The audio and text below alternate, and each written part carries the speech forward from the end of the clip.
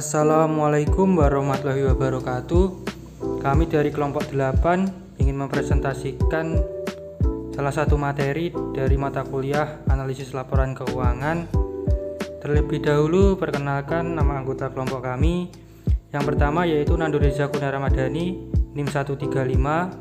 Yang kedua yaitu Ayu Latifatul Husna NIM 156. Dan yang ketiga yaitu Azian Awaliatu Zahro NIM 162. Di sini kelompok kami ingin membahas tentang materi rasio likuiditas.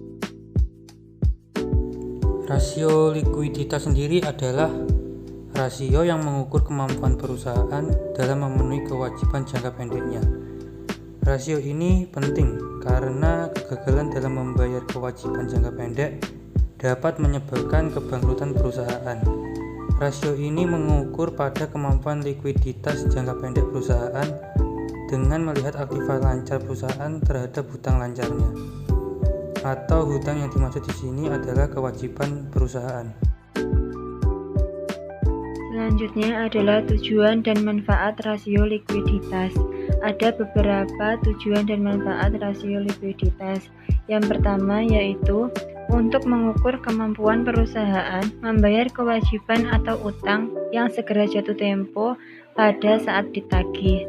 Kedua, untuk mengukur kemampuan perusahaan membayar kewajiban jangka pendek dengan aktiva lancar secara keseluruhan. Ketiga, untuk mengukur kemampuan perusahaan membayar kewajiban jangka pendek dengan aktiva lancar tanpa memperhitungkan sediaan atau piutang. Yang keempat, untuk mengukur atau membandingkan antara jumlah sediaan yang ada dengan modal kerja perusahaan. Yang kelima, untuk mengukur seberapa besar uang kas yang tersedia untuk membayar utang. Yang keenam, sebagai alat perencanaan ke depan, terutama yang berkaitan dengan perencanaan kas dan utang. Ketujuh, untuk melihat kondisi dan posisi likuiditas perusahaan dari waktu ke waktu dengan membandingkan untuk beberapa periode. Kedelapan, untuk melihat kelemahan yang dimiliki perusahaan dan masing-masing komponen yang ada di aktiva lancar atau utang lancar. Yang kesembilan dan yang terakhir yaitu menjadi alat pemicu bagi pihak manajemen untuk memperbaiki kinerja dengan melihat rasio likuiditas yang ada pada saat ini. Jenis-jenis rasio likuiditas. 1. Rasio lancar, mengukur kemampuan perusahaan dalam melunasi kewajibannya dalam jangka waktu 1 tahun. Rasio lancar sangatlah mudah diketahui karena menggunakan semua aset dan kewajiban yang ada pada sebuah perusahaan. Rasio lancar yang sangat rendah menunjukkan tingginya resiko perusahaan dalam melunasi kewajibannya, yang artinya ada indikasi kemungkinan kebangkrutan perusahaan. Sedangkan terlalu tinggi rasio lancarnya perusahaan dibanding rasio rata industrinya menunjukkan pengelolaan aset yang tidak efisien oleh manajemen perusahaan. 2. Rasio cepat, yaitu kemampuan perusahaan melunasi kewajibannya dengan aset yang memiliki tingkat likuiditas yang tinggi. Artinya, proses penguangan aset-aset kurang dari 1 tahun. Jenis aset yang bisa dikategorikan dalam rasio cepat yaitu jenis aset yang memiliki jangka waktu maksimal 3 bulan atau 90 hari kerja pada proses likuidasinya. Persamaan rasio lancar dan rasio cepat yaitu memiliki nilai 1 yang dapat diartikan kemampuan perusahaan melunasi kewajibannya secara cepat.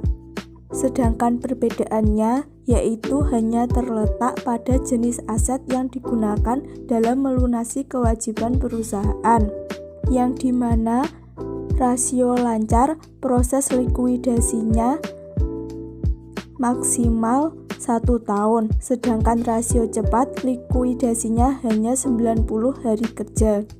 3. Rasio kas, yaitu rasio likuiditas yang hanya mengukur kemampuan perusahaan berdasarkan jumlah uang yang ada pada perusahaan dan kemampuannya dalam melunasi kewajiban jangka pendek perusahaan. Rasio antara uang dan kewajiban optimalnya adalah 1:1.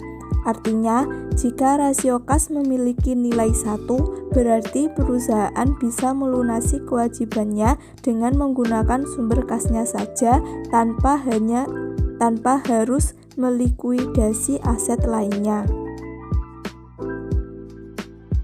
Selanjutnya, hasil pengukuran rasio likuiditas. 1. Rasio lancar dihitung dengan membagikan aktiva lancar dan utang lancar.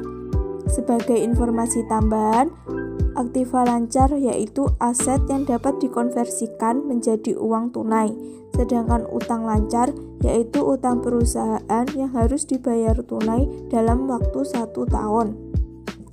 Contoh kasus perhitungan rasio lancar. Perusahaan PT XXZZ memiliki aktiva lancar 100 juta rupiah, sedangkan utang lancarnya 70 juta rupiah. Maka rasio lancarnya yaitu aktiva lancar dibagi utang lancar, jadi 100 juta rupiah dibagi 70 juta rupiah hasilnya 1,43 kali. Jadi dapat disimpulkan bahwa semakin tinggi rasio lancarnya, semakin liquid perusahaannya. Hasil rasio lancar yang diterima pada umumnya adalah 2 kali. Rasio lancar sebesar 2 kali dianggap sebagai posisi nyaman dalam keuangan bagi kebanyakan perusahaan. 2. Rasio cepat dihitung dengan mengurangkan persediaan dari aktiva lancar dan sisanya dibagi dengan kewajiban lancar. Sebagai informasi tambahan, dikurangi persediaan karena persediaan pada dasarnya merupakan aset lancar yang sulit dikonversi dengan uang tunai dalam waktu singkat, dan biasanya juga akan terjadi kerugian jika terjadi likuidasi. Persediaan yaitu aktiva yang meliputi barang jadi yang dapat dijual dalam periode tertentu, ataupun barang-barang yang masih dalam pengerjaan proses produksi, ataupun bahan baku yang masih menunggu penggunaannya dalam suatu proses produksi. Contoh kasus perhitungan rasio cepat. Perusahaan PT XXZZ memiliki aktiva lancar 100 juta, yang di dalamnya terdapat persediaan bahan baku dan barang jadi sebesar 20 juta, sedangkan utang lancarnya yaitu 70 juta. Maka rasio cepatnya yaitu dengan cara aktiva lancar dikurangi persediaan dibagi kewajiban lancar. Maka 100 juta rupiah dikurangi 20 juta rupiah dibagi 70 juta rupiah sama dengan 80 juta rupiah dibagi 70 juta rupiah hasilnya 1,14 kali. Jadi semakin tinggi rasio cepat suatu perusahaan, maka semakin baik posisi keuangan perusahaan tersebut. Rasio cepat yang dapat diterima umumnya adalah 1 kali. Perusahaan dengan rasio cepat yang kurang dari 1 kali menandakan perusahaan yang bersangkutan tidak dapat membayar kewajiban lancarnya dalam waktu yang singkat. Ini merupakan tanda-tanda yang tidak baik bagi kreditur, mitra bisnis maupun investor. 3. Rasio kas dihitung dengan aktiva lancar yang paling likuid seperti kas dan setara kas dibagi dengan kewajiban lancar. Sebagai informasi tambahan, kas adalah seluruh alat pembayaran yang dapat digunakan dengan segera, sedangkan setara kas yaitu investasi yang sangat likuid, berjangka pendek, dan dapat dijadikan kas atau tunai dalam waktu cepat dalam jumlah tertentu tanpa adanya resiko perubahan nilai yang signifikan. Contoh perhitungan rasio kas. Perusahaan PT XXZZ memiliki aktiva lancar sebesar 100 juta yang diantaranya 30 juta adalah uang tunai dan 20 juta adalah rekening giro di bank, sedangkan utang lancarnya sebesar 70 juta. Maka cara menghitung rasio kasnya yaitu dengan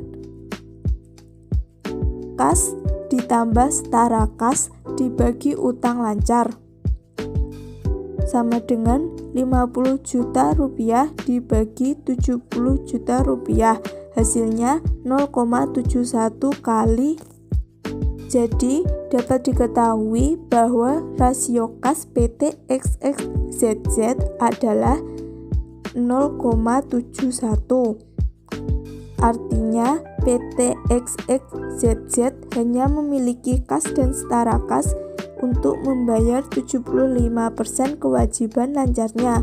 Rasio kas ini cukup tinggi karena menunjukkan saldo kas yang relatif tinggi sepanjang tahun.